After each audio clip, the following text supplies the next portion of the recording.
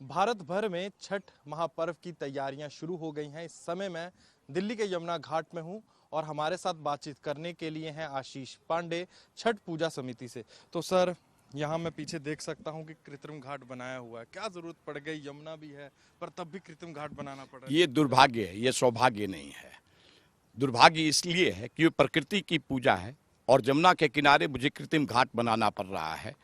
चूंकि लाखों व्रतधारियों की जो श्रद्धा है वो पूजा तो प्रकृति के पास में ही करेंगे, लेकिन वो किसी भी प्रकार से रोग से ग्रसित ना हो जाए, इसलिए हमारी समितियों ने उस पूजा का आस्था का ध्यान में रखते हुए कृत्रिम घाट का निर्माण कराया है।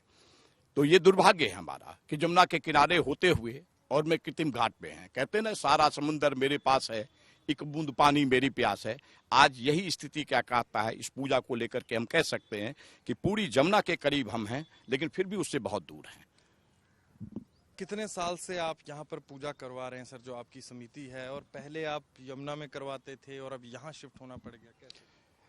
लगभग में हमारी संस्थाएं जो है सो दिल्ली में जो पूजा की शुरुआत हुई, आज तो पूरे दिल्ली में ये भव्य तरीके से अपनी अपने योग्यता और श्रद्धा के अनुसार लोग मनाते हैं, लेकिन छठ पूजा की शुरुआत यहीं से 1980 में हुई थी। मतलब आज 44 साल का सफर है।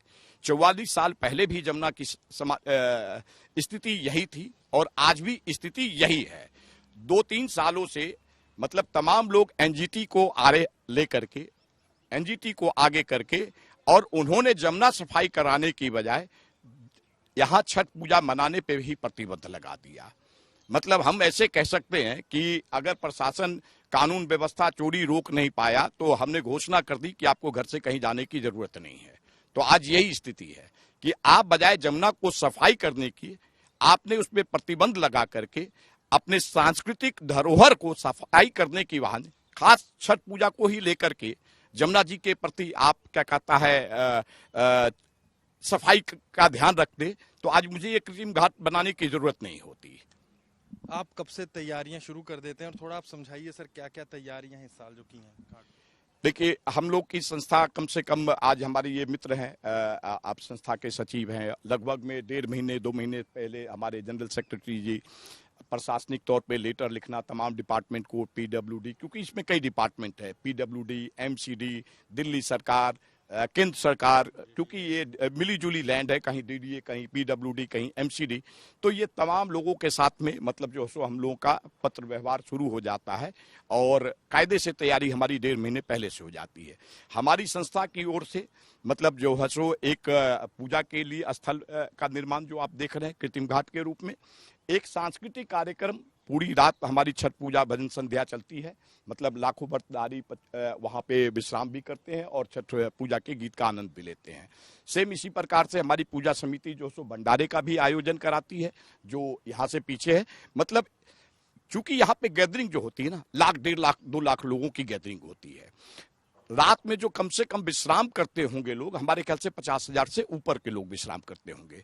तो हमारी संस्था ने मतलब जो सो अपने तरीके से कि भीड़ को डिवाइड किया, गैदरिंग को डिवाइड किया कि पूजा करने वाले पूजा स्थल पे, सांस्कृतिक कार्यक्रम देखने वाले सांस्कृतिक स्थल पे, और भंडारे का आयोजन इधर करके।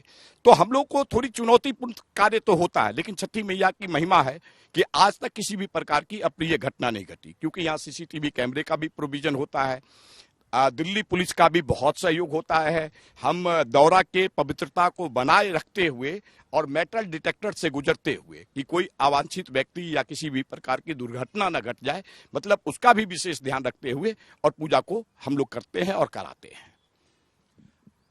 मैली यमुना की शिकायत लेके आप कभी सरकारों के पास गए? आपने बातचीत की कि हर साल छठ महापर्व होता है, मीडिया वाले भी दिखाते हैं, कभी आपने? देखिए, मैं तो बस इतना कह सकता हूं कि अब दिखाया उसको जाता है, समझाया उसको जाता है जहां जो चीजें अदृश्य है। और अभी जो भी सरकार है जिसकी भी जिम्मेदारी है, उसकी दृष्टि जो है मतलब जो सो गंधारी के समान हो गई है। धृतराष्ट्र तो जमजात अंधे थे, गंधारी चीजों को देखते हुए भी अंधी बनी रही, और उसका परिणाम क्या हुआ? वहां महाभारत हुआ, यहाँ जमुना जी विलुप्त होने के कगार पे हैं। तो किसको दिखाएं, किसको बताएं?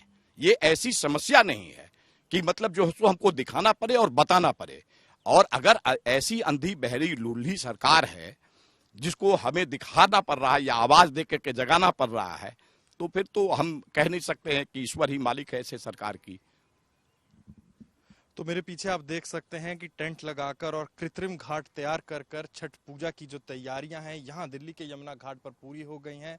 पर कहीं ना कहीं छठ पूजा समिति से जुड़े हुए लोगों का साफ तौर पर कहना है कि बड़े दुख की बात है कि आज उनको जो छठ पूजा है वो कृत्रिम घाटों पर करनी पड़ रही है, क्योंकि जो यमुना है वो मैली हो चुकी है, गंदी हो चुकी है। और यमुना को साफ करवाने को लेकर भी देखा जाता है कि चाहे आम आदमी पार्टी हो और भारतीय जनता पार्टी हो, दोनों के बीच में राजनीति होती है। और इस मामले को देख कर ये भी पता लगता है कि दोनों जो सियासी दल हैं एक दूसरे पर आरोप प्रत्यारोप भी करते हैं। और वही इस समय आप दिल्ली के यमुना घाट की तस्वीरें मेरे पीछे देख सकते हैं, जहां छठ की तैयारियां पूरे जोरों शोरों पर चल रही हैं। कैमरामैन सचिन चंदोक के साथ अनमोल बाली की दिल्ली से रिपोर्ट।